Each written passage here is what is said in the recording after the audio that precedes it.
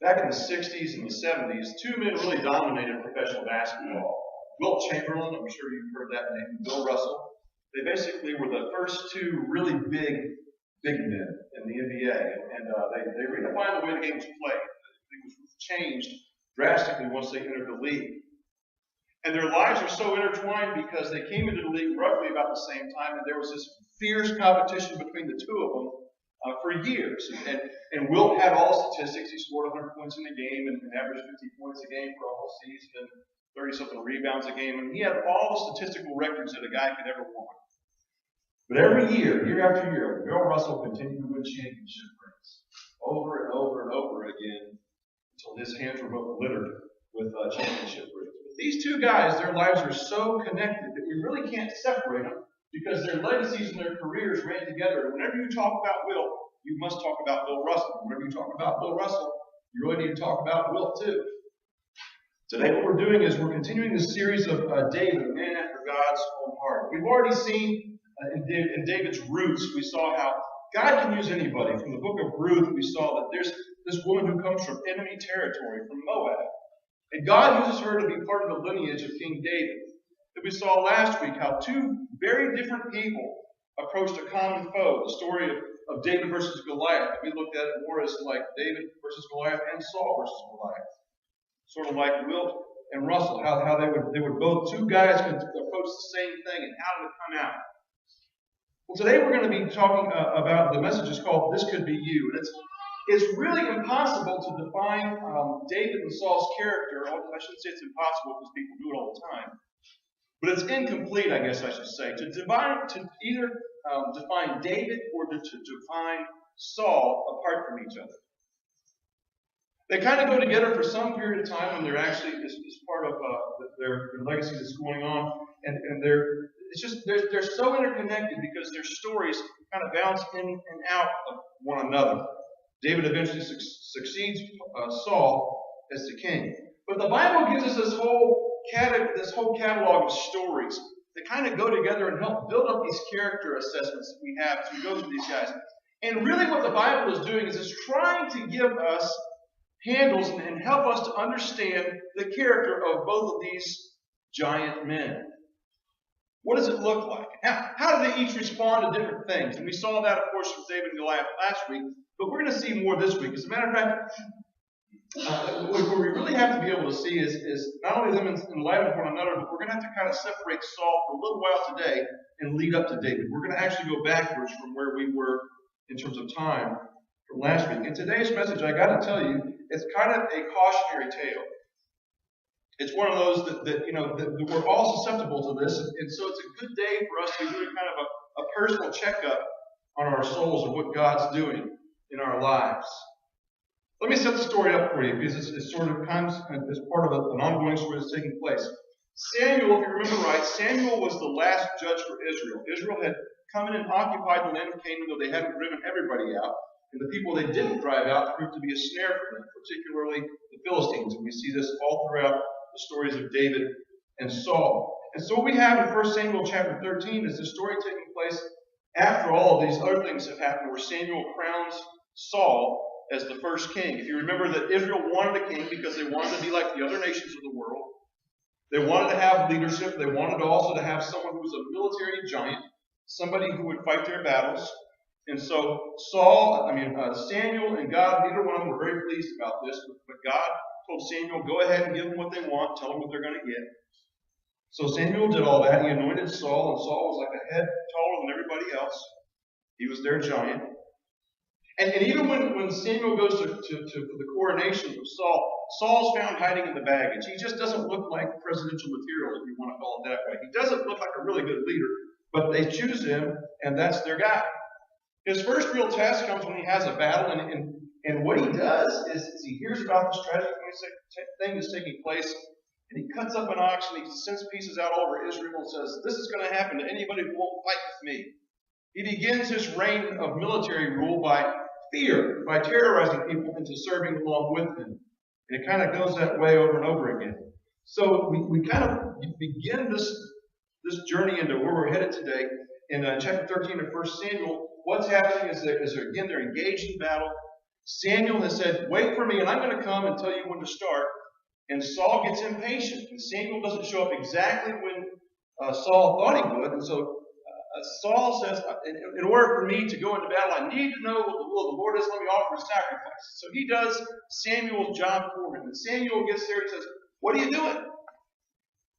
And Saul says, well, the people were getting nervous and itchy, and they were all running away, and the other forces were gathering and all that. So I felt compelled that I needed to offer the sacrifice since you were late. And Samuel says, you blew it. If you just simply obeyed and done what you were told, your kingly line would have lasted forever. But as it is, it's been taken away from you, and God has sought after a man after his own heart. That's where you get the title for this series. We don't know about David yet. And in the next chapter, what we have is Saul's son Jonathan goes into this crazy battle mode, and he begins this skirmish with the Philistines. It turns into an all-out battle.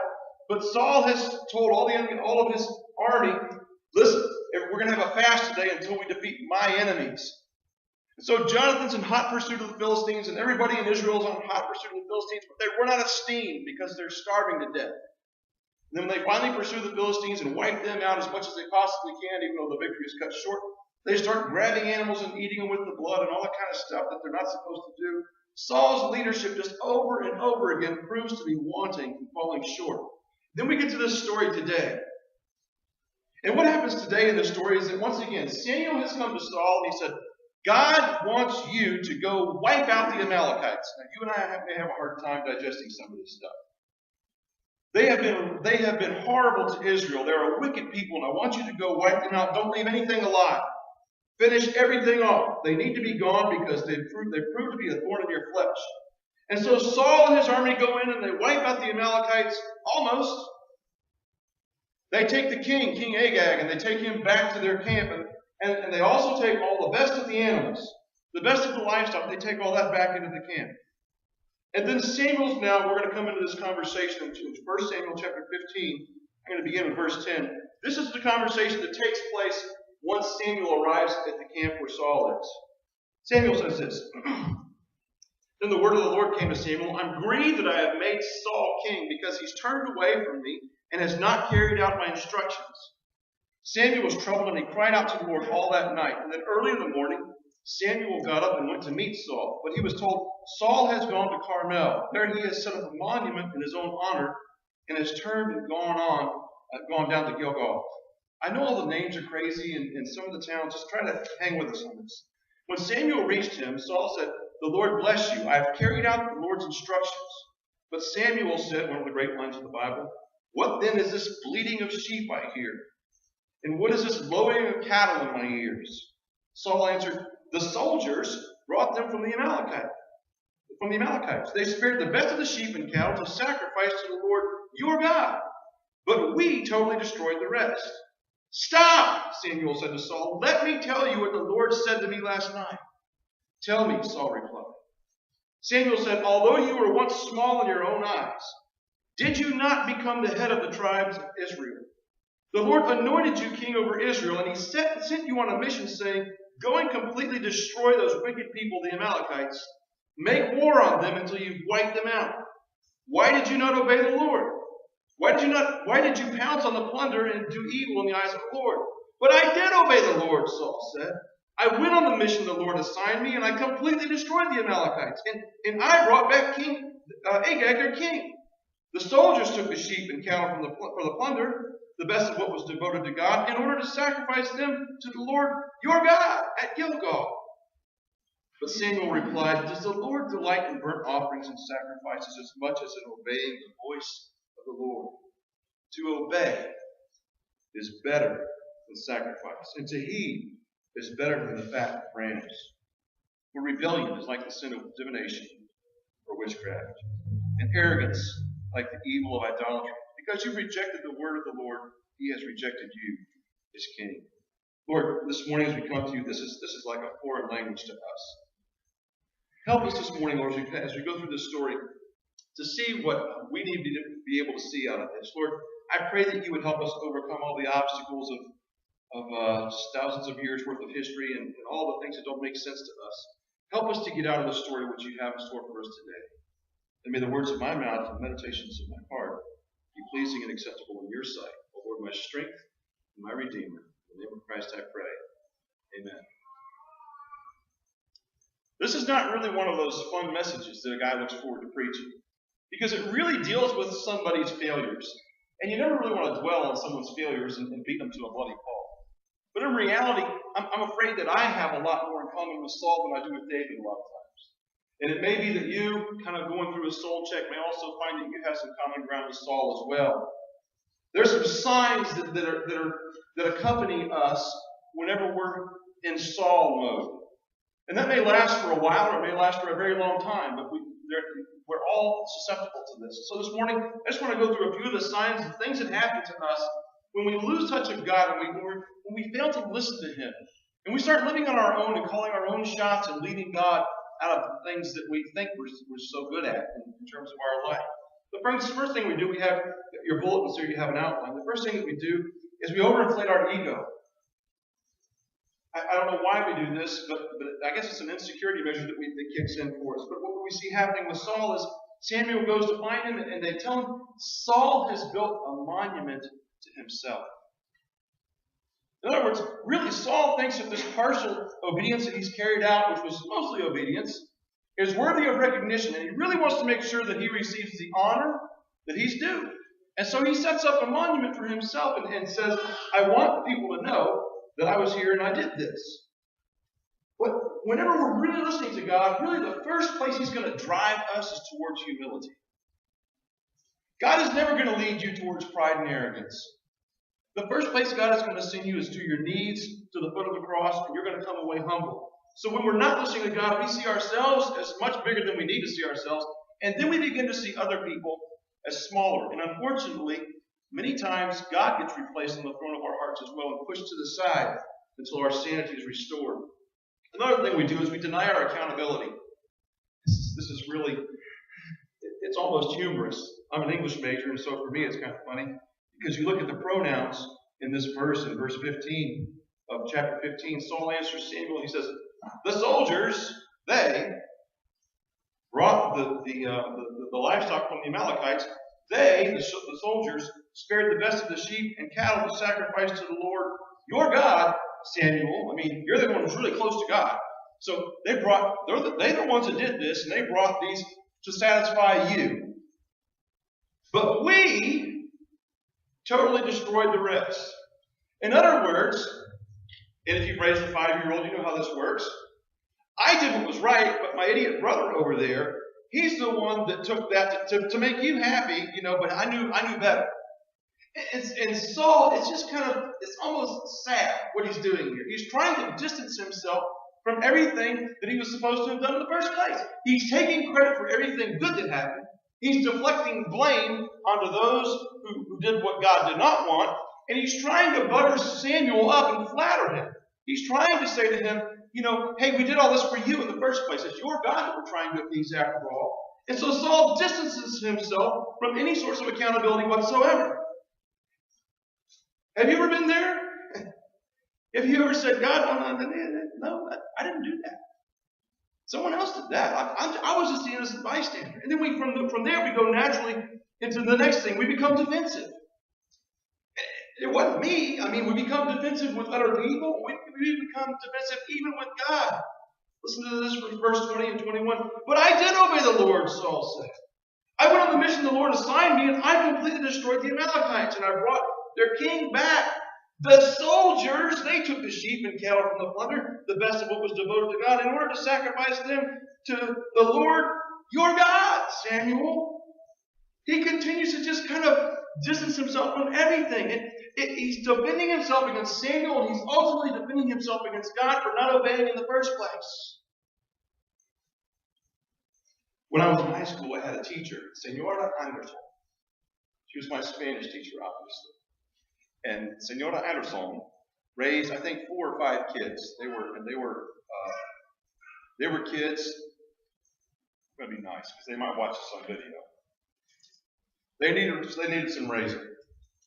Unlike all of us, we're perfect angels. And so I'm still friends with some of their kids today, so it's fun. But Mrs. Anderson was just a wonderful teacher, my favorite high school teacher of all time. She had a little saying, and it went like this. Don't defend yourself. Don't defend yourself. I saw a couple of teachers smile. Because what's the first thing a kid does? You see, in Mrs. Anderson's class, and Jonas Anderson's class, you had to go from bell to bell. And so if the class let out at 1:50, isn't it amazing? She's such a good teacher. I remember what time my class was. If you were putting your books away at 1:49, she was on you, like white on rice. And if you responded, she said, don't defend yourself. And if you wanted to press the issue, she'd grab an eraser and heave it your way and knock your lights out. That's just how she rolled. I love that woman. Don't defend yourself. I got to tell you, at the time, I thought that was horrible advice. To me, that sounded like that runs contrary to everything you're supposed to do in life. You're supposed to stand up for yourself because nobody else is going to do it, right? But what I have found through the years is that every time I try to do that, stand up for myself and make sure everybody knows that I'm right and make sure that I'm not guilty for anything and everybody else is the ones involved, I end up looking worse and worse. It's just like, you start digging a hole, and the best way to get out of it is to stop digging. When you're defending yourself, you just keep on digging. It doesn't get any better. What I have discovered, and this is a really painful lesson, is that God is really good at defending us when we're in the right. He never does it right away, the way that I wish that he would. He seems to take a long time to do it. Whenever he shows up and actually vindicates you, it's thorough. And people will understand. So you don't have to do that. This is what Saul did, and this is what we do when we start getting further away from God and not listening to him. We become defensive. And so anybody that tries to call us to account, we just lash back and let them have it.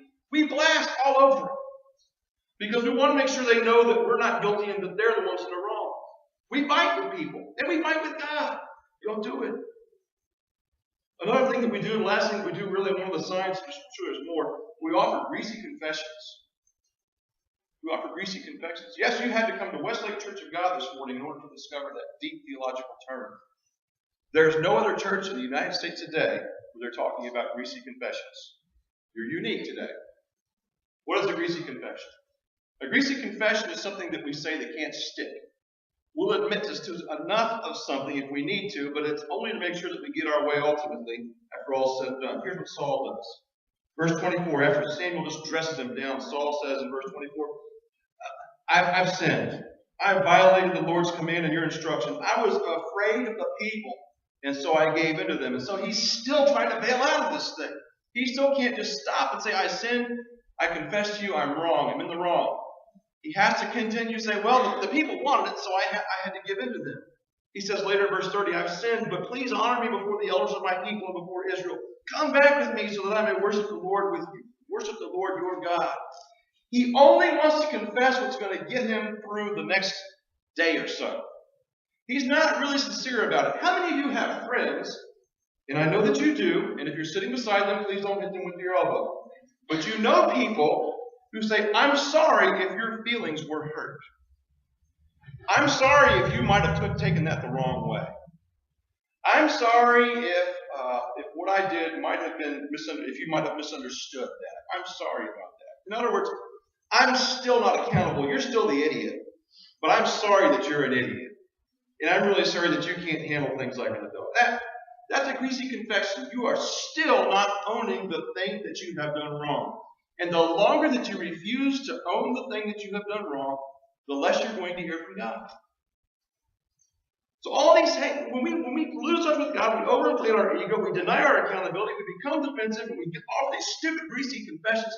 And Saul's doing all of this stuff, and you're thinking, stop it! You're just making it worse. And the Bible's calling us and saying, stop it! You're just like Saul, stop it! See, this bad stuff happens when we leave God out of the equation, and we ignore the most basic and fundamental instructions that He's given us, and pursue life as if it doesn't really matter, and He'll get over it sooner or later. Well, Saul offers us a great opportunity this morning for some vicarious learning, which is learning at the expense of other people. There's some great takeaways that we get away from Saul's failure this morning. We're going to see that David's the opposite of it once we get into the life of David beginning next week a little bit more. So how can we take all this stuff that we are prone to and the stuff that Saul has done, and how can we turn all that stuff around? Let's take a look. We can learn from Saul's failures this morning. First of all, Keep your mentors close. Keep your mentors close. Samuel was the first person to speak God's calling into Saul's life. He anointed Saul as king. He confirmed all of that publicly with all Israel looking on. He guided Saul through the things that Saul was supposed to be doing as a king. As a king, Saul could have said to Samuel, I need you as my counselor. I need you to leave your home in Ramah for a while, and I need you to come and be with me to guide me through what it means to be a king. Can you do that? Saul did not do that. Saul kept Samuel sort of at arm's length, and so whenever Samuel would speak, it's sort of like they had to start over again almost. But now, as the more Saul got into this, the more he became driven by what other people thought all the time. He was operating what we call a fear of man. He was really putting his finger to the wind constantly and saying, which way is popular opinion driving? That's where I'm going to go. You know, it's a sad reality, and I've seen it over and over again, and so have you, I'm sure.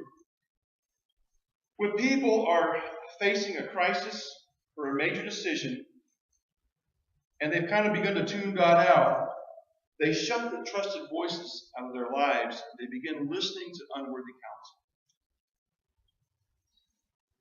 I don't know why, but I've watched it over and over and over again.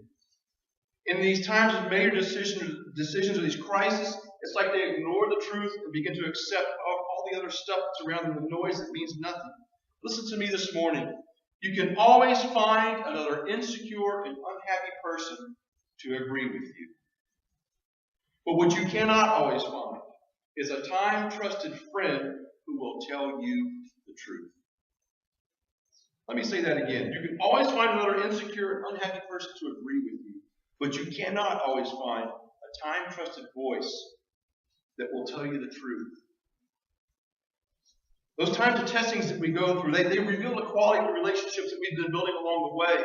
There's ancient wisdom from the Apocrypha that says this: let those who are at peace with you be many, but let your advisors be 1 in 1,000. If you make a friend, make one only after testing him, and do not be in a hurry to confide in him. A friend cannot be proved in prosperity, nor an enemy concealed in adversity. Who do you know right now, today, sitting in your chair? Who do you know where you are right now that always shoots straight with you? Who do you know that is willing to call your bluff? Who do you know? Who are those people in your life today that will tell you what you need to hear and not just what you want to hear? Who are those people that can do all those things and yet you're still assured of their love? You know that they have the very best in mind and in heart for you, but they're willing to tell you the tough stuff that you need to hear. Who do you know like that? Let me encourage you to do something this week.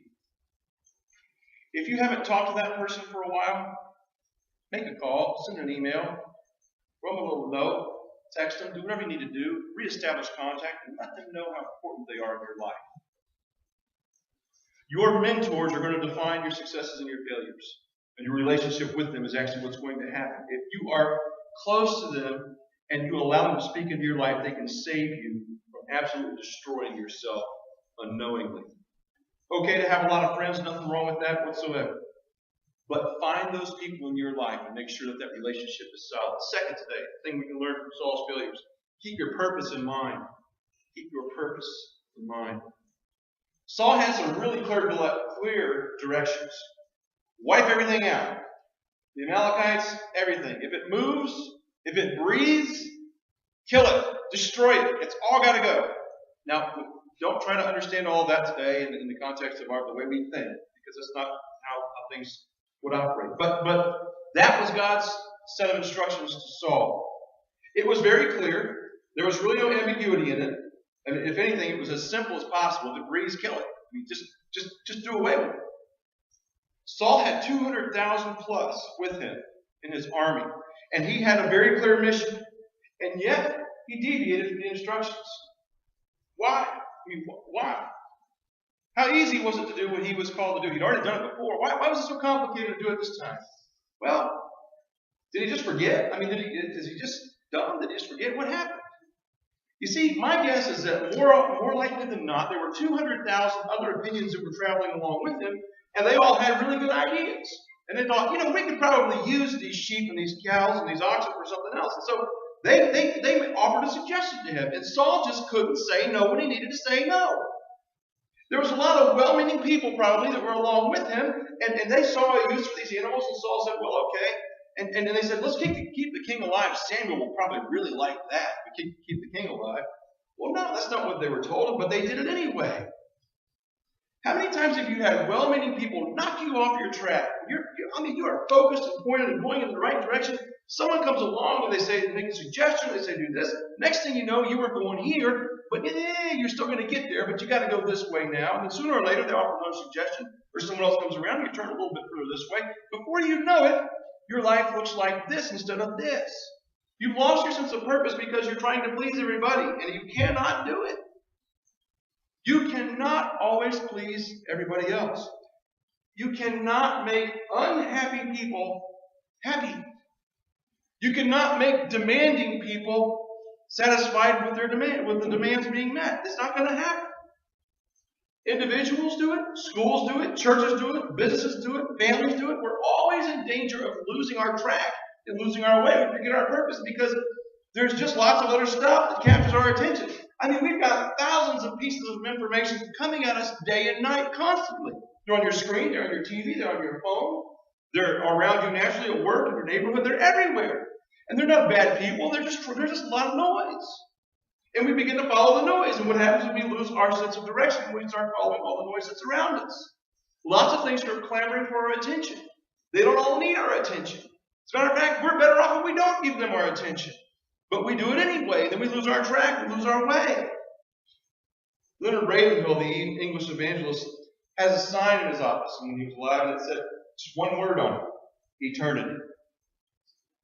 And everything that came through his office or through his communications or everything else was filtered through eternity. If it didn't satisfy the demands of eternity in one way or another, he filtered it off. What a cool thing to do. Simplify your interest down to something very narrow where and yours may be something very different. It may be family. I'm not sure what yours is, but whatever your direction that you're headed in right now, God can help you preserve that, but you're going to have to say no and tune some people out. Thomas à Kempis, the wonderful writer from over 500 years ago, said this: do not consider much who is for you or against you, but consider only what you are doing, and be careful that God is with you in everything you do. Finally today,